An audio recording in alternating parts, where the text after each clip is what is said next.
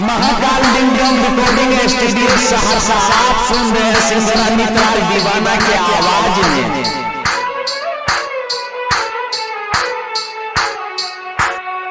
ये जहां जाए बचे न कोई दे, ये जहां जाए बचे न कोई दे, सहरसा वाला प्रेम पढ़े न कोई प्रेम न कोई अमदवा प्रेम न कोई पढ़े न कोई प्रेम न कोई। ये जहां जाए बचे न कोई दे, ये जहां जाए बचे न कोई दे, सहरसा वाला प्रेम पढ़े न कोई प्रेम न कोई। ये जहां जाए बचे न कोई दे, ये जहां जाए बचे न कोई दे, सहरसा वाला प्रेम पढ़े न कोई प्रेम न कोई। ये जहां जाए बचे न कोई दे, ये जहां जाए बचे न कोई दे, सहरसा वाला प्रेम। Music by R.K. Dengi Raja.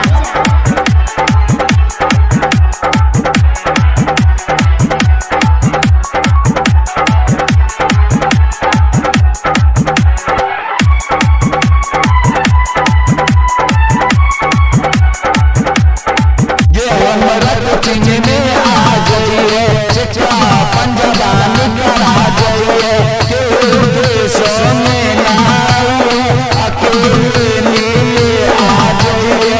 ये जहां जाए बचे न कोई दे, सहरसा वाला प्रेम पढ़े न कोई प्रेम न कोई। ये जहां जाए बचे न कोई दे, ये जहां जाए ये हमरा कोचिंग में आ जाइए, चिट्ठा पंजाबान करा जाइए, के सोने नाई अकेले नीले आ जाइए। ये जहां जाए बचे न कोई दे, सहरसा वाला प्रेम पढ़े न कोई प्रेम न कोई, सहरसा वाला प्रेम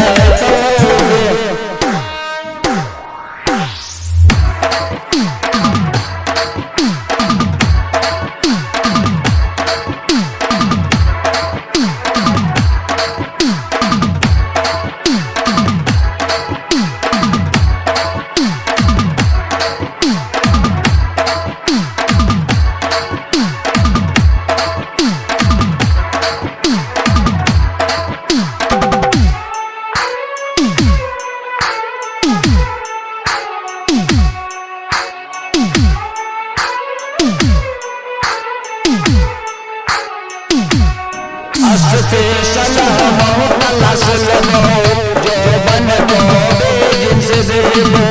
ये जहां जाए बचे न कोई दे, ये जहां जाए बचे न कोई दे, सहरसा वाला प्रेम पढ़े न कोई प्रेम न कोई। अमितवा प्रेम पढ़े न कोई प्रेम न कोई। ये जहां जाए बचे न कोई दे, ये जहां जाए बचे न कोई दे, सहरसा वाला प्रेम पढ़े न कोई प्रेम न कोई। अमितवा प्रेम